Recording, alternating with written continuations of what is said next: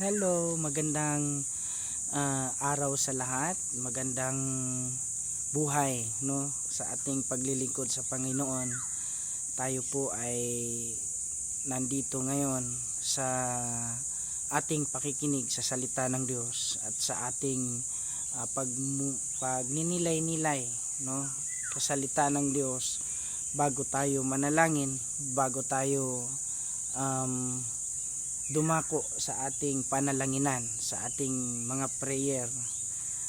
Isang napakagandang pagkakataon ang ibinigay sa atin ng Diyos upang tayo po ay maglingkod sa Kanya, upang tayo po ay magpuri sa Panginoon, at upang tayo ay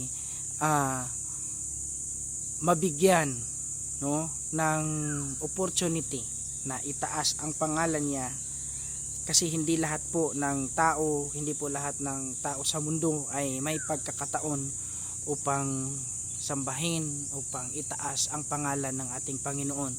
Tayo po ay mapalad dahil tayo po ay binigyan niya ng pagkakataon upang maglingkod sa Kanya. Kaya sa oras na ito, let me share with you what is the message of the Lord, kung about the message of God, about the revelation of God to us, no, bago tayo dumako sa ating mga panalangin. But before that, before I share the word of God to you, the encouragement from the word of God, let us pray first. Panalangin muna tayo sa Panginoon. Panginoon, maraming salamat at kami po ay iyong sinamahan. Kami po ay iyong binigyan ng pagkakataon na maging lingkod, maging magpuri sa iyo, Panginoon, at maging maitaas ang iyong pangalan sa bawat isa, sa bawat buhay na meron kami, Panginoon, sa araw na ito. Lord, purihin ka, sambahin ka, naway ang salita mo, Panginoon, na gagamitin ngayon ang siyang magiging katibayan sa aming pananampalataya, na kami po'y patuloy na humawak sa iyo. Kami po'y patuloy na manalig sa iyo, at kami po'y patuloy na kakapit sa iyo, Panginoon, sa aming pagpapatuloy sa paglilingkod sa iyo, Lord God. Lord, bless your people as we listen your word in Jesus' name. Amen. Amen. Pasensya na po sa background, no. Meron tayong maingay na background, no? Sana matuloy to na hindi masyadong maingay para sa ating pakikinig. Now, let me share with you about what is written in the book of Matthew chapter 7 verse 7, a very common verse na palagi na nating ginagamit, palagi na nating binabasa, no, palagi na nating naririnig, no, kung sa iba't ibang mga nagpipreach ng salita ng Diyos. But let me say this to you, that the word of God is always new and every day. Palagi siyang bago, may bagong revelasyon ng Panginoon, may bagong paliwanag ang Panginoon, may bagong rema ang Diyos para sa atin sa araw-araw. Now let me just remind you about this verse. It is written in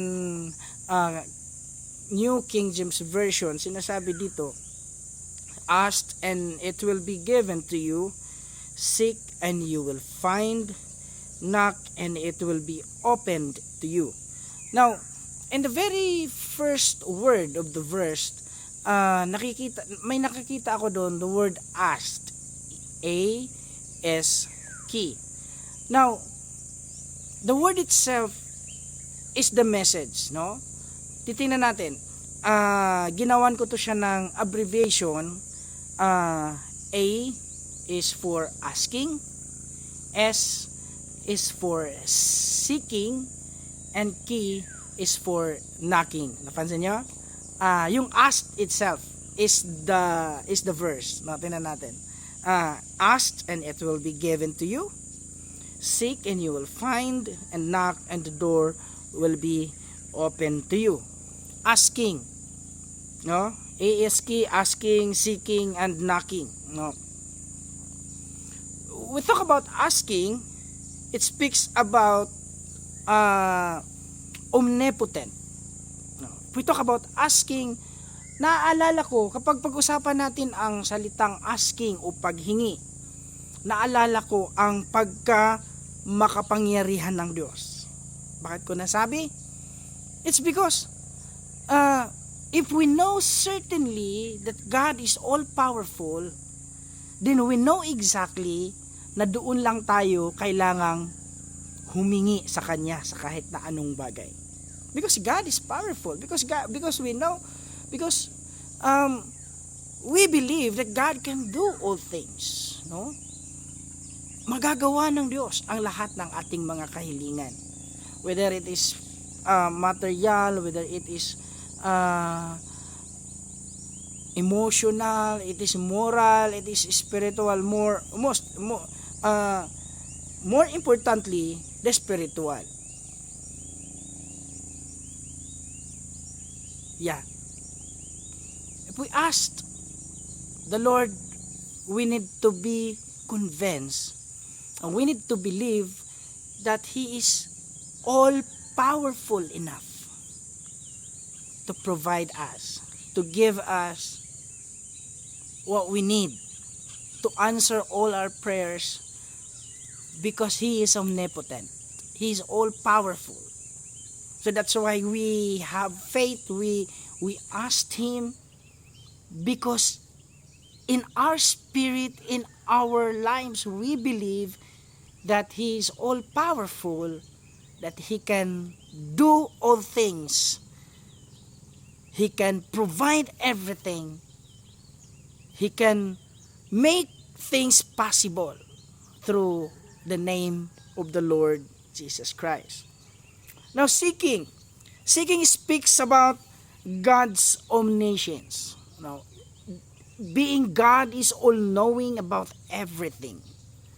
When we seek His presence, when we seek His glory, when we seek His power, when we seek His provision, then we know that He is all-knowing. Bago pa tumubo sa puso natin ang paghahanap sa Kanya, alam niya na kaagad na hinahanap natin siya. Alam na kaagad ng Diyos na kailangan natin siya. That's why, seek and you will find. Mahahanap mo siya. Matatagpuan natin ang kaluwalhatian ng Diyos. Matatagpuan natin ang presensya ng Diyos. Matatagpuan natin ang mga pabor ng Diyos. Because in the very first place, alam niya na ang kailangan mo. Alam niya na ang mga problema mo. Alam niya na ang hinaing mo sa buhay. Alam niya na ang gusto mong hingin sa Kanya. Because He is all-knowing. God is omniscient. So, in the same way, kung titingnan natin, knocking, it speaks about God's omnipresent. God is everywhere. Let me give you some example. The Lord is everywhere, and that is very true. The Lord is everywhere, and that is certain. No? When we knock the door, kapag nangatok ka ng bahay, hindi mo alam na may tao o wala. Especially pag nakalock yung door. But sometimes, yung mga maniningil ng utang, tinitingnan kung may mga tsinilas ba, no? Bago sila tapos mga tok sila kasi evidently dahil may tsinelas, inisip nila kaagad may tao. But here comes the Lord Jesus Christ. Kapag nangatok ka sa pintuan ng pagpapala ng Diyos, because God is omnipresent, you know for sure na naandoon ang Diyos. Na nandun ang Diyos tuwing nangangatok ka. Nagets nyo ang ibig kong sabihin? Ibang usapan kapag nangatok ka sa bahay na hindi ka sigurado na may tao o wala. But in this very moment, kapag nangangatok tayo sa Diyos, kapag nangangatok tayo sa Panginoon for help, for provision, and for the answers of our prayer, we know exactly that at the back of the door, God is there. We know exactly that in the middle of our circumstances, in the middle of our trials, in the middle of our pain, we know exactly that whenever we knock, God is there. Because He is omnipresent. He is everywhere. Sa kalagitnaan ng iyong kalungkutan, andun siya. Sa kalagitnaan ng iyong kasiyahan, andun siya. Sa kalagitnaan ng iyong hinagpis, nandun ang Diyos. Sa kalagitnaan ng iyong mga pangangailangan, nandoon din ang Diyos. Hindi siya nawawala, kapatid. We asked everything to God because we know that He is all-powerful enough to provide everything you need, to answer all your prayers. We seek His presence in all situations, in all circumstances, in all troubles, in all problems sa ating buhay because we know exactly that God is all-knowing. He knew exactly what we're going through. Alam niya kung anong pinagdadaanan mo. And that's why we seek, we look for Him. Oh? That's why we're looking for the presence of God. We're looking for His abundance and miraculous intervention sa ating mga sitwasyon sa buhay. And then, we knock the door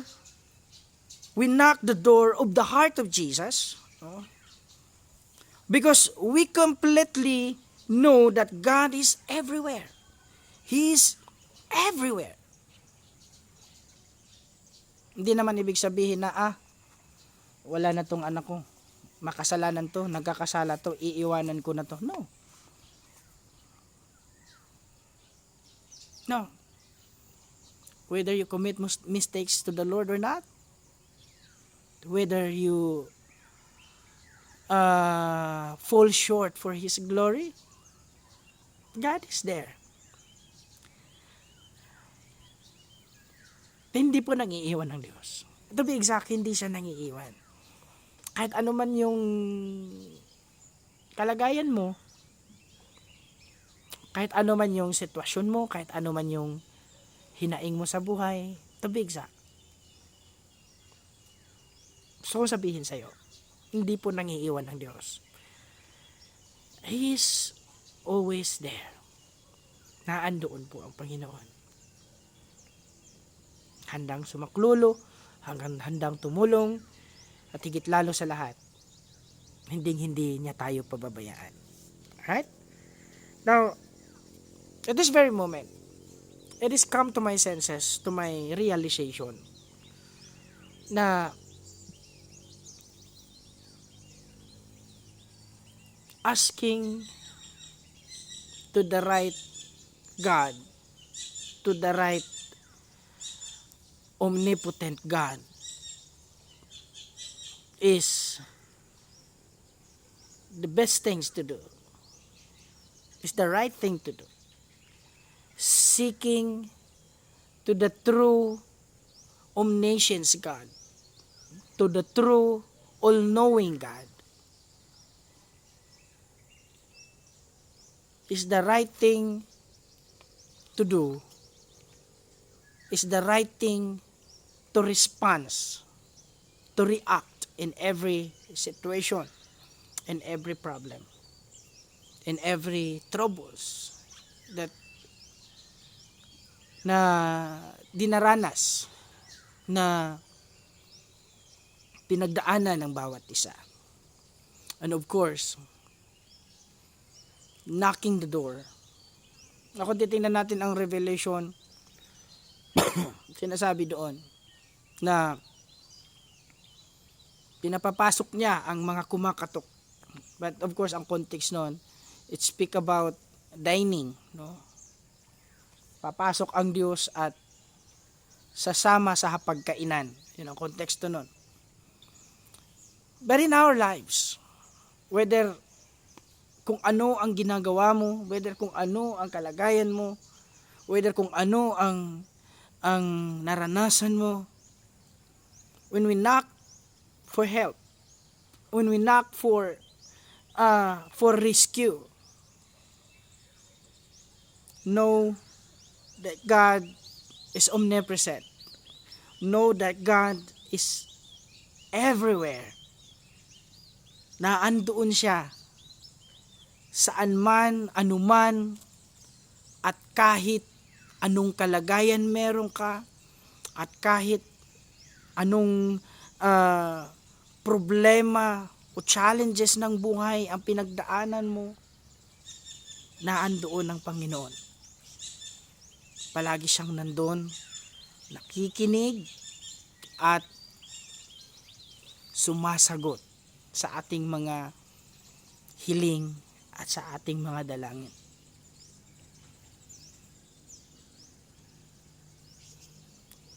Huwag kang mapagod. Huwag kang mapagod sa panalangin. Huwag kang tumigil sa iyong mga hiling. Hindi man ngayon, hindi man siguro bukas, but sa tamang panahon, may kasagutan ng Diyos sa lahat ng iyong panalangin. Sa lahat ng ating panalangin.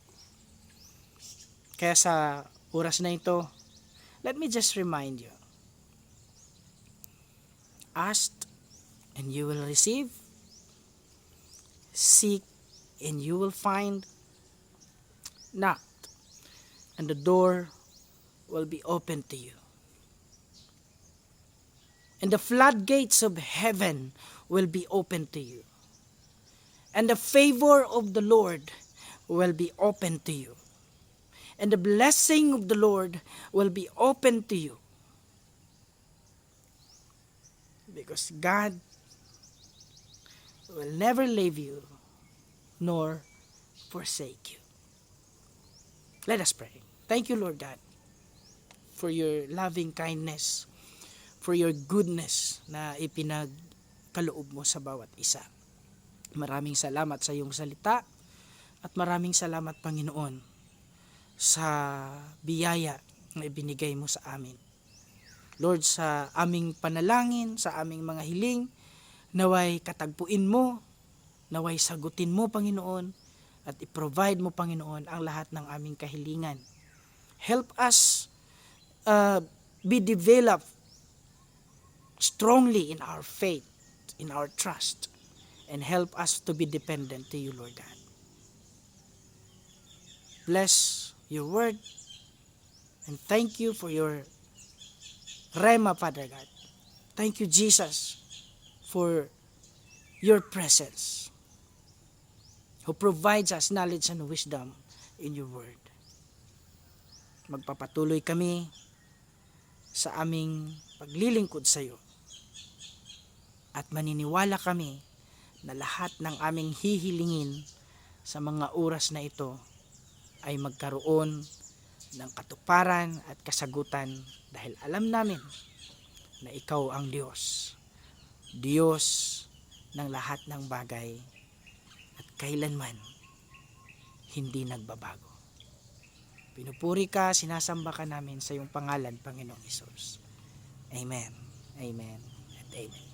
God bless you.